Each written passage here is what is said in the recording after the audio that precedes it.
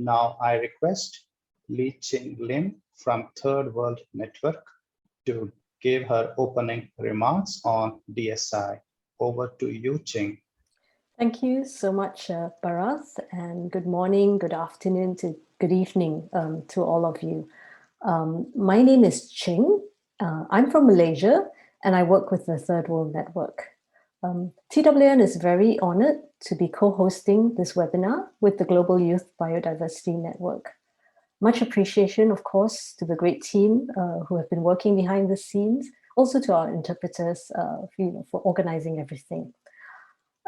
We, TWN, we are an international research and advocacy NGO based in Malaysia, and we've been monitoring the discussions at the Convention on Biological Diversity, or the CBD as it's known, since it was established as a real convention in 1992.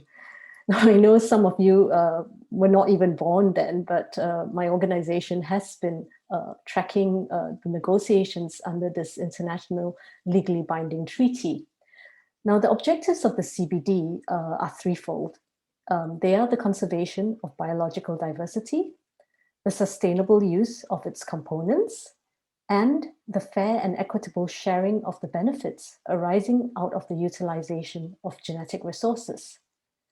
Historically, developed countries have focused more on the first two objectives, conservation and sustainable use, while developing countries have championed the latter objectives because of North-South inequities. Much of the world's biological resources are located in our developing countries, but the commercialization for profit has mainly been driven by entities in developed countries. As such, the issue of benefit sharing is critical, not only for the developing countries that hold the wealth of these resources, but particularly so for indigenous peoples and local communities, smallholder farmers, who are the ones who are actually nurturing and safeguarding biodiversity. For when researchers or companies use the genetic resources and the associated traditional knowledge, make profits, but don't share the benefits, and sometimes even earn, through patent protection, earn monopoly profits. This is actually biopiracy. It is theft, pure and simple. And now today, with the technological advances in genome sequencing, there is no longer a need for companies to access the actual biological samples. Instead, they can just use the gene sequences, or what we call digital sequence information, or DSI. So the issue remains important for biodiverse developing countries because it is their species that are being sequenced and then placed in unregulated databases controlled by the rich countries. Countries that to date do not expressly acknowledge the obligation to equitably share benefits for DSI use. Now, if users of biodiversity, particularly commercial entities, access biodiversity in the form of digital sequence information, yet don't share the benefits, then the third objective of the CBD is not fulfilled. Likewise, the Nagoya Protocol on Access and Benefit Sharing, which is a protocol to the CBD and is meant to operationalize the third objective, will be in jeopardy. This is therefore a situation of digital biopiracy and needs to be rectified. To not share benefits for the use of DSI would be unfair and inequitable, as the people who have taken care of biodiversity deserve to receive a fair share of any benefit that is derived from the use of that biodiversity. And this principle has to apply, whether biodiversity is accessed in a physical or digital format. As mentioned, discussions are ongoing at the CBD to try to find agreement that would require DSI users to commit to share benefits and to work out how to do so fairly and equitably. TWN and the Global Youth Biodiversity Network, we are therefore holding this webinar to enable our constituencies to understand this issue better. So we're going to have some very introductory presentations because we are aiming it at people who are new to DSI or who have questions about it, and really just an opportunity to learn more and to share and to exchange knowledge and understanding on this issue. Because it's important, because DSI relates to fairness and equity for developing countries and especially for farmers and indigenous peoples.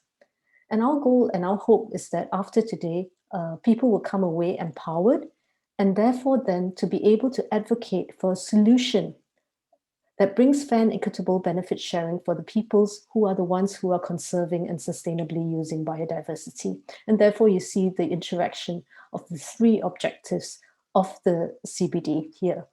And I hope that we have good discussions, and I'm really looking forward to them. And thank you very much. And back to you, Barath. Thank you.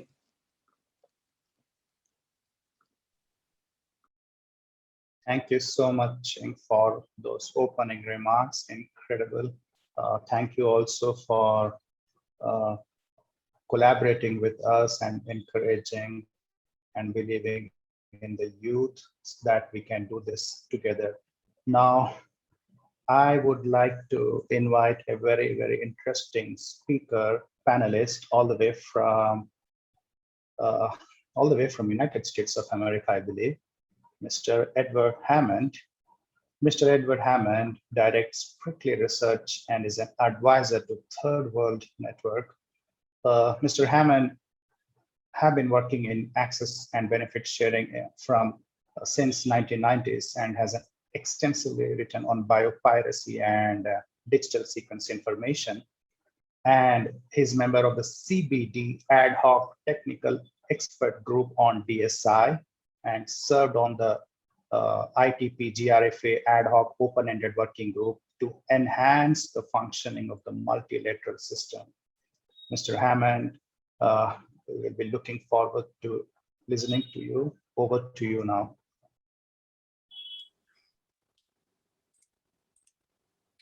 Thank you, Bharat. Thank you for the introduction. I'm very happy to be here.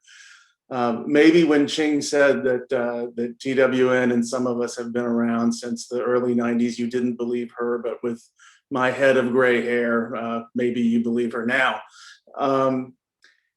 So we've done a number of webinars, and I've very closely followed this issue since the beginning, which was really at the Biodiversity Convention meeting in Cancun several years ago, when it came on to the sort of digital sequence information came fully onto the international agenda. And in the course of that, many times we've had sort of very intense policy discussions about, you know, what's going on right now in the CBD, et cetera, et cetera, et cetera. But in the course of doing those types of webinars and presentations, many times, you know, people came to us and said, hey, you know, I'm really interested in this issue. It sounds, you know, very important in terms of fairness and equity, but it's rather technical. And it's hard for me to, you know, understand where things are because there's a bit of missing background. So that's what this webinar is intended to do, to provide sort of more background on the DSI issue, and to hopefully have you leave at the end of the webinar feeling as if you understand its basics and hopefully motivated to continue to work on it and be entitled to and express your opinion about it. I'll warn you that my presentation doesn't give you any answers. And the reason why is that it's really about presenting the problem. I will be followed by another presenter, which will go on and will describe more. This is intended to be the first in a pair of webinars. So later this year, we'll hopefully have a second webinar, which will go into the questions of the immediate politics and what's happening in the CBD today, and what the solutions are. And certainly we can talk about solutions some in the question and answer at the end of this session. But for now, for this presentation, the focus is really on what are the basics of the digital sequence information issue, why has sequencing become so important, and what are the implications for the major groups that are interested in biodiversity and its conservation. So I will share my screen now and go through the presentation. Edward, Yes. just before you give your presentation, I kindly request to reduce the pace of your speech Okay. for the interpretation. I'm sorry for that, but Okay, very good. That's fine. All right. So, excuse me. Let me just move ahead here. All right. So there are 4 major bits of the presentation that I'm going to give. The first is understanding how gene sequencing is changing biology and really has already changed biology fundamentally. The second is to discuss the applications for digital sequence information, the ways in which it's used. The third part of the presentation is, well, what is the scope of digital sequence information? Is it just gene sequences or is it more? And then finally, we'll start to talk a little bit about the policy and political issues a bit more. And that's, what are the impacts on farmers, on the CBD, on developing countries, and the various constituencies that are interested. So we'll start about talking about sequencing technology. The CBD was completed and was initially signed in 1992. That was 3 years before the first organism was actually fully sequenced. That organism was simply a small bacteria in 1995. And a year later, a somewhat more sophisticated organism, a yeast, was fully sequenced. These organisms that were sequenced now more than, 25 years ago almost, were organisms that had between 1,600 and 6,300 genes. So the number of letters in the alphabet of these organisms was a little bit less than 2 million in the case of bacteria, that particular bacteria, and around 12 million in the case of brewer's yeast, which is what or baking yeast, which was the other organism that was first sequenced. Following on that, the health authorities in the US and in other countries decided to sequence the human genome. And using the technology that was available to them beginning in the 1990s, the project was shared over 20 labs, an international collaboration of 20 labs. And those labs worked for 13 years, from 1990 until 2003, to create one sequence of one human individual in draft form, really, in complete form, but not in what would be considered a high quality form today. It took that project, which ran all through the 90s and into the beginning of the 2000s, 13 years. And it cost, in today's dollar terms, $5 billion. So this is an enormously complicated, slow, and expensive process in the 1990s as the Convention on Biological Diversity is being implemented. At that time, it took this sort of investment to sequence at a meaningful level.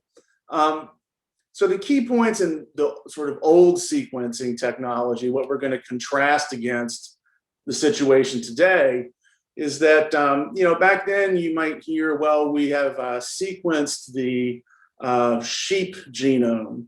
And what that would mean, or we've sequenced, say, the bean genome, field beans. What that would mean would be one individual, one particular representative individual out of the entire population was selected and a sequence created from that. So what should be obviously apparent when I say that is that, of course, people and all species almost, there's some species which are rather uniform, but most species are incredibly diverse. And so when before, and 20 years ago, even 15 years ago, when we talked about sequencing the genome of a human, we were talking about sequencing the genome of one person. And that's a very, very different thing than sequence information that represents the full diversity of humanity or elephants or plants or whatever organism you're interested in, than the sequences of everything. So fast forward only 20 years, really, less than 20 years, really, to where we are today. Whereas in the 1990s and early 2000s, it took $5 billion in 13 years to do one human genome. In a few days and $300, you can do your own genome today. This is the box that's in the upper left of the slide. The particular company whose image that comes from also wants your data. If you want a modicum of privacy, you probably pay about $600. But it's become a routine and relatively inexpensive thing, even for very high complex organisms like ourselves. And the cost has obviously come down tremendously. Instead of $5 billion to sequence a human genome, it can be done, let's call it $400 or $500 as being the cost now. So it's much, much, much less expensive than it used to be. Previously in the 90s and in the 2000s, if you look at the lower left of the slide, sequencing took place in enormous rooms with enormous machines, one stacked right after one another, each of them costing 60, 70, 80, 100, 200,000 US dollars, working full time to do what can be done now with a USB stick that costs less than $1,000 in about a day. So in addition to becoming incredibly cheaper, the technology has become incredibly more compact and transportable. And in that time, as a result, if you move to the upper right part of the slide, we've gone from this conceptualization of what it means to sequence a species has changed from sequencing one representative individual of a species to sequencing incredible numbers.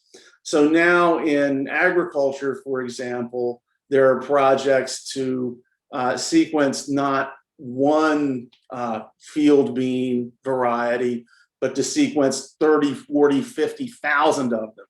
And that creates an enormous amount of data, and we'll talk in a little bit about what the implications are of that. And now, particularly driven by the COVID pandemic, this whole notion of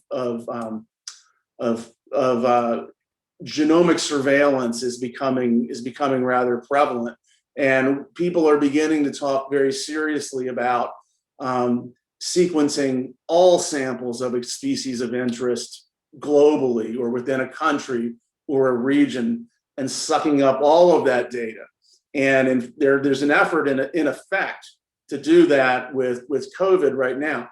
Now, COVID is a very small organism compared to a human or a mammal or a plant. Having said that, if you look how far we've come in 20 years, a reality in which we can sequence every member of a national population or every individual plant of a particular species that we can find, maybe something closer to a reality. And the slide shows just an effort. Those are COVID strains from different regions of Denmark. And you can see how deep the sequencing goes, that many, many, many strains from every region are being sequenced and are being organized in a taxonomy.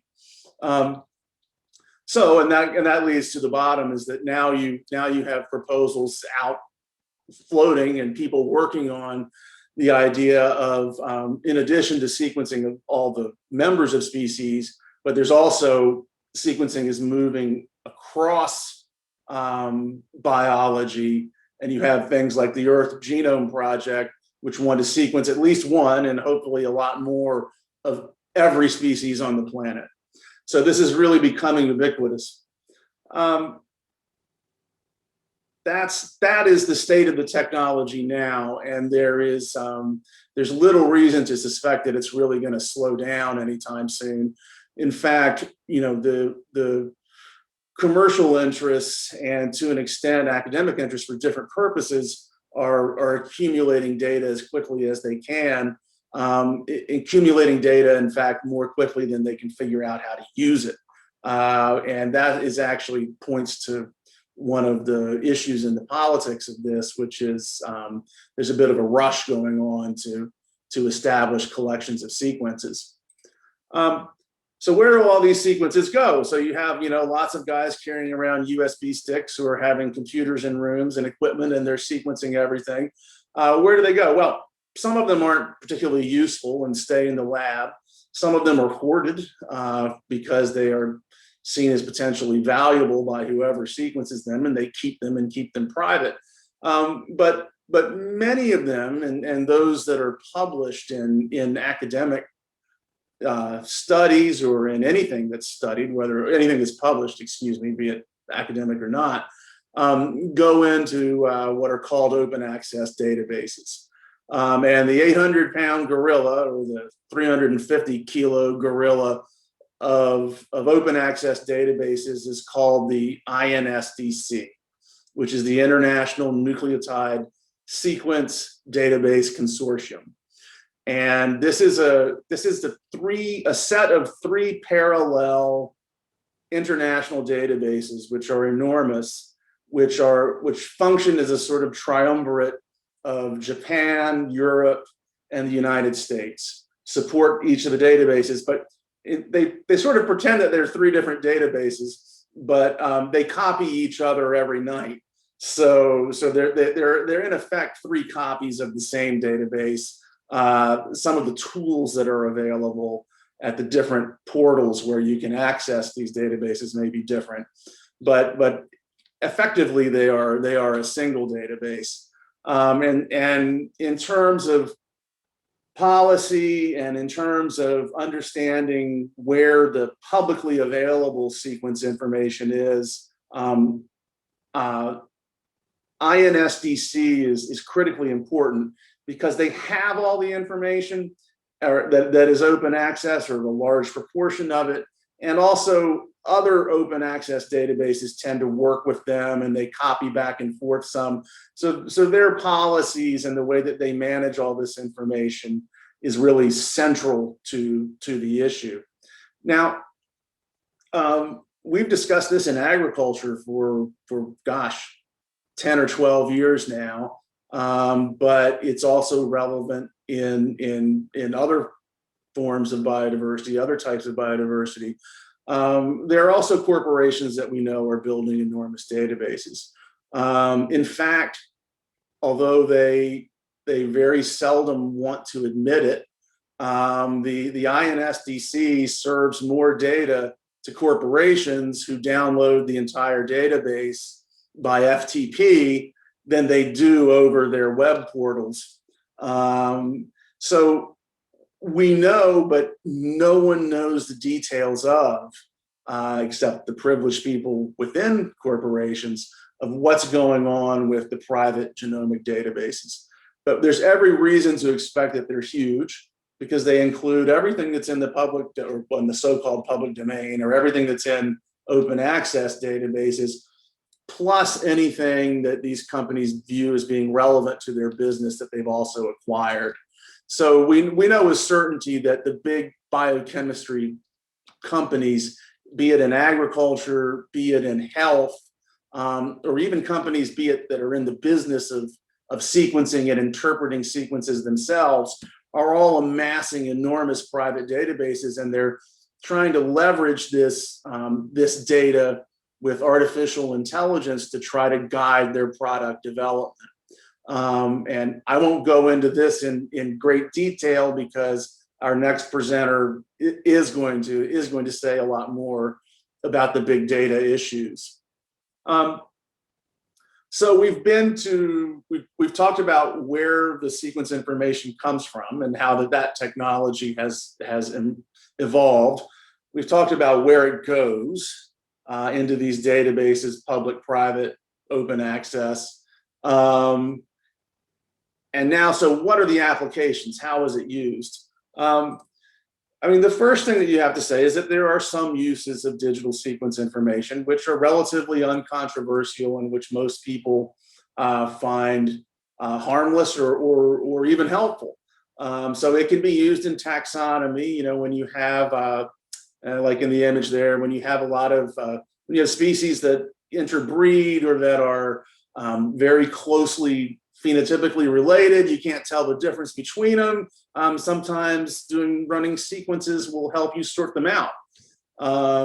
There's also use of digital sequence information in trying to enforce endangered species law. So trying to prevent the entry of endangered or otherwise prohibited species into either the industrial or the food chain. And finally, there's use of DSI in food safety, trying to prevent, obviously no one wants to get ill.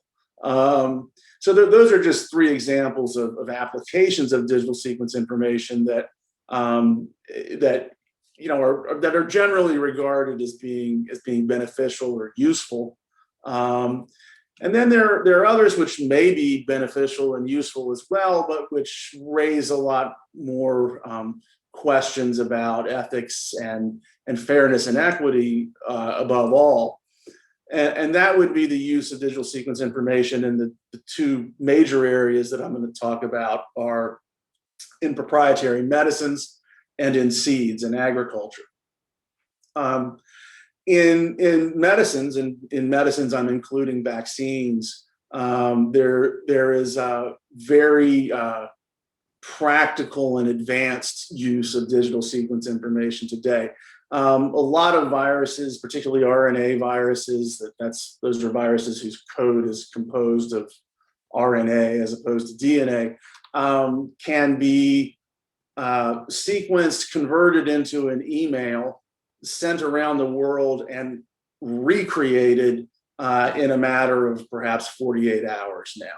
So we've crossed the threshold of being able to do what might have seemed like science fiction when I was a kid, and that's to sort of beam an organism from one place to another without physically carrying it. The sequence information that's generated, particularly from pathogens, is an interest of ours and an interest of mine because it's used to develop the therapies.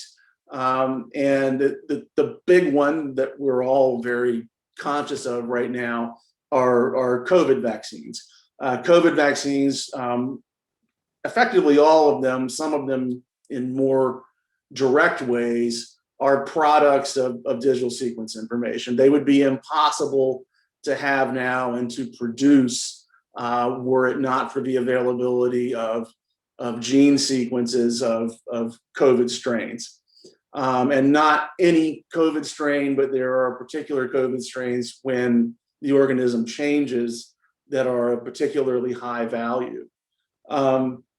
So this is without getting too much into the politics of this, this is an important issue when you think about the problems that most of the world is having right now with accessing COVID vaccines at all, or accessing affordable COVID vaccines.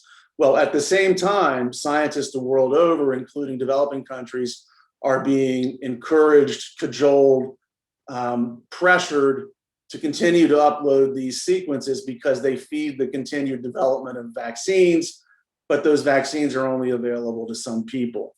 A concrete example of this would be, it's not a vaccine, it's a monoclonal antibody. It's a type of treatment for Ebola. There's only one approved treatment specifically for Ebola.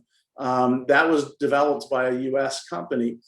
The US company didn't go to Africa, doesn't have any arrangements to where Ebola comes from, doesn't have any arrangements to share benefits with anyone in Africa, because rather than obtaining a sample and signing an agreement, they simply downloaded the sequence from GenBank, from an open access database, developed their product using that, their patented product, using that quote unquote open access information. And the company has received at least $1 billion in US government funding. And we have a situation now where the United States government is paying hundreds of millions of dollars to stockpile tens of thousands of doses of treatments for Ebola, but there is no availability in Africa except for the occasional donation of relatively small amounts from the company. So that's a short picture of what is happening, or how the issue applies in pharmaceuticals. But it also applies in agriculture. And one thing I want to flag here is this also shows the different ways, right? In the case of the pharmaceuticals, at least the ones that I mentioned, it was individual sequences of individual organisms that proved to be very valuable. And that's the case across the board. It can be the case in agriculture, but really in agriculture, the major focus is in aggregate use of DSI. So if you are, for example, looking for a trait for a plant that's going to make it more tolerant of drought because you're selling seeds in a region that's becoming drier because of climate change, the way that you might be able to do that, and enabled by digital sequence information, is to look at how many different individuals and varieties of this plant population perform under different circumstances in terms of the amount of water available to them. And you may identify genetic patterns which may be quite complicated, not just a single gene change, though it could be that, but you might identify through the course of looking at massive amounts of data associated with information on where and when and how much rain occurred that year, and be able to guide a breeding process to create a new variety of plant. And this is being done on a proprietary basis already by the major international companies. And then there's a whole sort of ecosystem of companies related to that are providing analytics, providing artificial intelligence, et cetera. So this is another key area, because where do the seeds come from, or where do these varieties come from that are being analyzed? Well, in many cases, they're farmers' varieties, which have greater diversity and which have been grown over a variety of circumstances over many years. You're not going to learn quite so much if you're looking at 50,000 sequences of the same Monsanto corn or maize as you are if you're going to look at the diversity of environmental response of a huge variety of farmers' varieties of maize. So that's a bit about how it plays out in the world of agriculture. And of course, these are only two applications of DSI. There are many more. I'm running a little bit behind here. So this is the only complicated slide that I'm going to show, and you don't have to pay attention so much to what the detail is of what's in the box that you see right now. But what this is a way, and I find this box actually pretty useful, is a way to talk about what is the scope of DSI. Because when you put an organism into the machine, machines are getting more complex, but as a sort of generalized statement, the machine is just going to read the letters of the DNA. It's not going to tell you what those letters mean and what that sequence of letters does. So in the policy and the political debate over DSI right now, there are a lot of questions about, well, what does it include? Does it just include those raw letters, or does it include other things? And I think, of course, it does include other things, but the question is, how far do we include other things under digital sequence information? And that's what this table does. And if you'll see, you can see that I've outlined some in red, the red box at the bottom, which are things that I would say are not digital sequence information, and the green box in the top. So what is included in the concept of digital sequence information, at least for civil society organizations, and I think most indigenous people and local communities that I know of that are working on this issue, is, of course, those letters of the DNA alphabet, but also the information about how to put it together, how to organize those letters so in their correct order, and how to break down those letters into meaningful segments. Like, this segment is a gene that has this function. So also information about the functions. And finally, there are additional bits, heritable parts of how the genome is structured. And then the letters in the alphabet encode amino acids, which in turn create the molecules that sort of power cells and keep us alive. And so the molecules that are directly encoded are also generally considered to be part of digital sequence information from our perspective. This is a subject that is going to be of considerable debate in the sort of coming years in the Biodiversity Convention, in all likelihood. What is not digital sequence information, in my view, is the type of knowledge that indigenous people and local communities, that farmers have about these crops.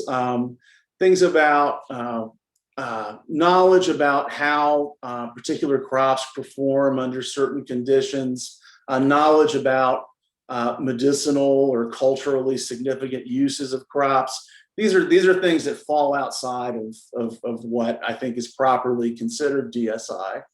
So when we're talking about DSI, to make it short and sweet, you're talking about the gene sequence reads, how they're organized, and the immediate molecules and bits of molecules that they encode, and not the sort of human knowledge of the type that farmers and indigenous people have about them. So now, in the final bit of the presentation, just to talk for a moment about what the implications are. And I already warned you that I don't have the solutions here. If you want the solutions, we're going to have another webinar. But what's happening right now is that the traditional world of bioprospecting and the traditional way to access organisms was that a researcher, and that's depicted in the top of this slide, is that a researcher comes to a country, goes to farmers or indigenous people, says, wow, I'm really interested in your plants or in your medicines or whatever it is. I want to collect samples and go back and study them in the lab. And the Biodiversity Convention set up systems to deal with this. And under national legislation, those bioprospectors would have to sign an agreement, and the agreement, a material transfer agreement. And this physical exchange of materials created legal obligations. And those legal obligations, at least in theory, made it compulsory for commercial users later on. So the bioprospector or his friends at the corporation that he gave it to, or maybe the bioprospector patented, a medicinal compound and sold it to a company. So in theory, this national legislation and physical exchange of materials would generate benefits that went back to the country of origin. Well, that model is becoming obsolescent. And the reason why the model is becoming obsolescent is because of data, is that things are being increasingly sequenced in place. And those sequences can be used in lieu of making all of these commitments under the material transfer agreements, and the transfers of the relevant, useful parts and information about organisms can be made digitally. So this is a tremendous challenge to all of the systems that have been set up since the 1990s in the Biodiversity Convention, because the benefit sharing, the third objective of the Biodiversity Convention, is fair and equitable sharing of benefits. And we had a means, we had a legal means by which this was done. It was national access legislation and, material transfer agreements. Well, now that's being challenged. Now, some countries say that their national access legislation will apply to digital access. In practice, that's pretty tough to do right now, so this is one of the issues that's being confronted. So the last slide really is this, to say, so what are the challenges of the new world of sequence information?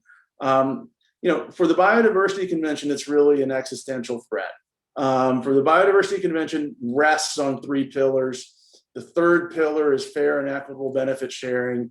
If you have massive theft of all of the uniqueness, all of the diversity that's coming out of particularly sort of the really super diverse countries, most of which are in the developing world, if you have that all taken without any compensation, without any benefit sharing, you undermine the convention.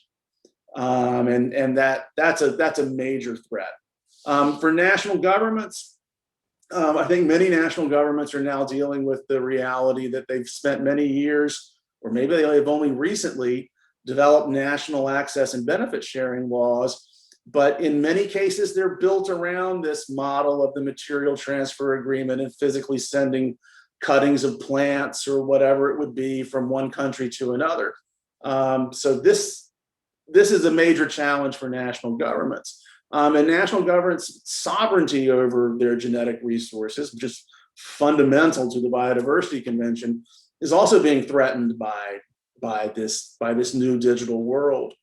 For indigenous people in local communities, they've always suffered from biopiracy. It's an ongoing problem. It's never been resolved. There's more consciousness of it. There are more efforts to prevent it now as a result of the Nagoya Protocol in particular and implementing these national laws. But this creates a whole nother avenue, and it's a whole nother way for biopiracy to take place, which is even less detectable than it was previously. And it also places national governments and IPLCs in a precarious position, in the sense that national governments have obligations to indigenous people and local communities under the Biodiversity Convention. But if the national governments are also being flummoxed, by digital access, they might not be able to, hold up their obligations. And finally, for sort of all of us, for civil society, I think that the way things stand now with these open access databases, which are effectively a free-for-all for sort of corporate patenting and pillage and conversion into proprietary products, is that the way things are going right now, it's sort of increasing corporate control over biodiversity and disempowering people. And I think that the solutions that will be generated through this paradigm of artificial intelligence and massive data are ones that will probably lead to further alienation between people and reality. The sort of urban myth, maybe it's true, story of people that don't understand that milk comes from cows these days. Well, I think that problem will be exacerbated by the manner of understanding and relating to nature that the technological developments as they're going now point to. So that, in effect, is my presentation. I hope that you're eager for answers. I hope that you're interested in, well, so what are we going to do about this? How can we do this? How can we stop this? How can we make this more fair? We can start to talk about that in the presentations, or excuse me, in the Q&A. And if not, definitely attend the next webinar, because we will talk about that then.